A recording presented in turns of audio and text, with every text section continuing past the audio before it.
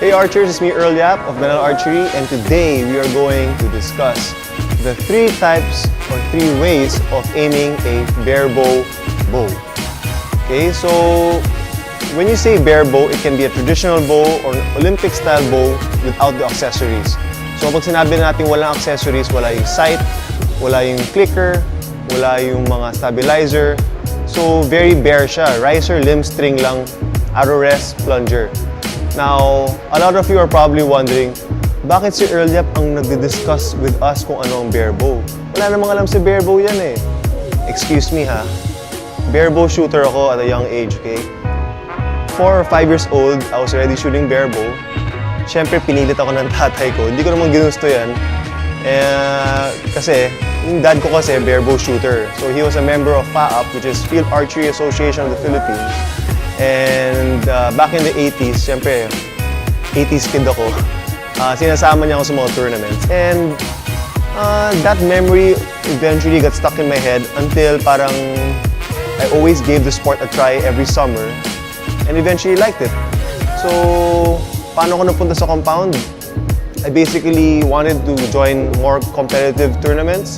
So when I was around second year high school, I shifted from barebow to compound and tried my luck there and eventually did pretty well. So guys, we're going to discuss instinctive, gap, and string walking, okay? So let's check it out.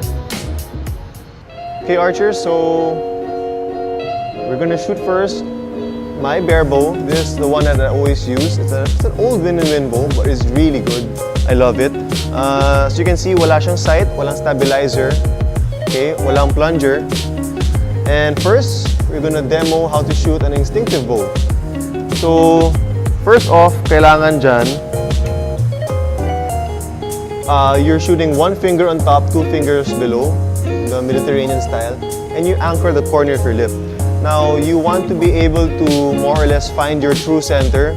So normally sa akin, it would help na if you pull, aim at the target, kung saan mo feel na natatama siya, and then let go.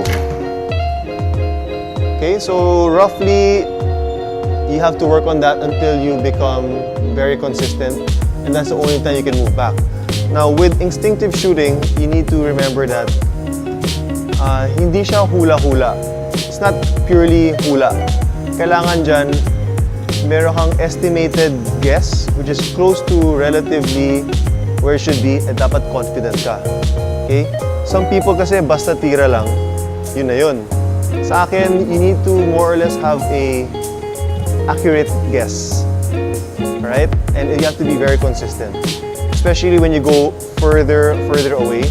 Now, the downside with instinctive, for me, personally, is that when you shoot longer distances,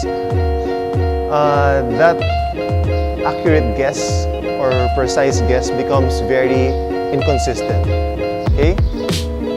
So next we'll try out another type of aiming, gap shooting. The next type of aiming that we want to discuss with you guys would be gap shooting. So syempre, gap shooting is, I think, one of the more commonly used type of aiming for barebow in the Philippines or even in the world. Okay, so first would be instinctive, kasi that's how a lot of us started out. Next would be gap. So si gap naman is basically, kapag naka-draw ka, at full draw, you are using the tip of your arrow in relation to where the target is. So ako, yung top ng arrow, nagme-measure ako ng 1 inch, 2 inches, 3 inches, depending on the distance. Now, a lot of you guys would also use the tip of the arrow and point it at a area below the target, on whichever part of the target paper. That's also okay. But personally, if you are removed from that environment, hindi mo na siya mauulit eh. You'll have to guess again, and eventually, you'll make mistakes. So ako normally, I relate the gap that I have. Like for example, 2 inches is my gap at 18 meters. Okay, so 3 inches is normally my gap at 10 meters. So Eventually, my point will end up covering the target, but I believe that's around 30 meters pa. But since I commonly shoot 18 meters indoors kapag barebow, I'm able to practice my 2-inch gap all the time, and it's been pretty consistent so far. And I'm happy with it. So I don't get to shoot that far, like mga 50 meters, 30 meters, because I use my compound bow mainly for that. But so far, gap has been working really good for me, and I think you guys can also try it out, diba? So it might also work for you. Okay, archers, this is the last type of aiming. Okay, it's string walking. So what string walking does is you are changing the way or the position of your fingers on the string with every distance that you shoot. Now, if you're shooting medyo malapit, itong finger mo would go lower. If you're shooting further, this would go as close to the arrow as it can, diba? So, minsan sagad. So, one advantage string walking has over the others is you can actually be more accurate kasi ang point of reference mo is placing the tip of the arrow at the middle of the bullseye or at the yellow. It depends on you. Now, this makes it more consistent kasi yung visual reference mo solid na. Para kang nakasight. And at the same time, if you're changing distances, so I see a lot of field archers using this type of aiming. You can be, say, for example, 10 meters nandito ka, 18 nandito, 30 nandito, 40. So it depends eh. So it's like having a sight already. So let's check out the 3 techniques. One, I'd like to test it out on yung talikod tira. And next, we'll do a 3-arrow comparison in which we're just going for groups and trying to hit the bullseye. Okay, so check it out.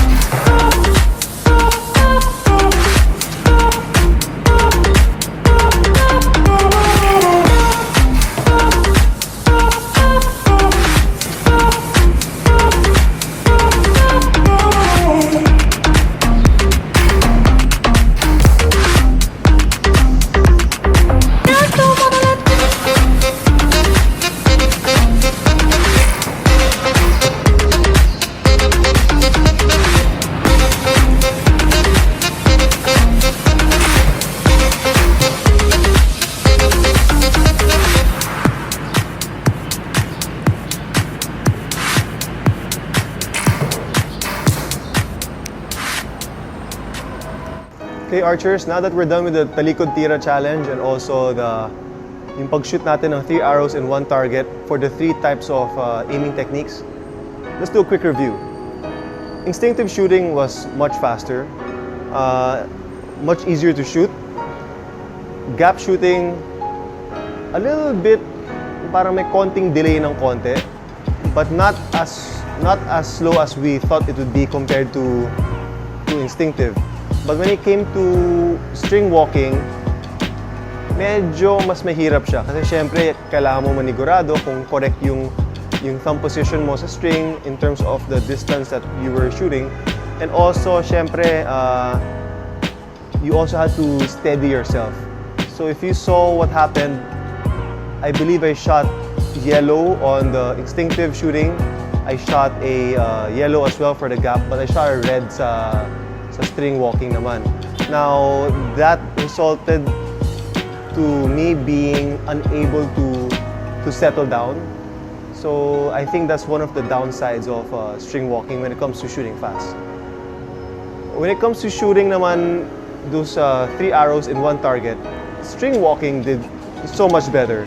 Okay, so you're able to group, or I was able to group much tighter. Next was gap shooting, and last was instinctive. So I would say yung pag-shoot ng 3 arrows is commonly done in competition. So if you're looking at competing in some type of barebow tournament, your first choice would either be string walking or gap shooting, and next would be instinctive. So guys, if you have any questions about the topic that we discussed today, comment on the comment section. You can also PM us, call us on our phone numbers, and drop us an email.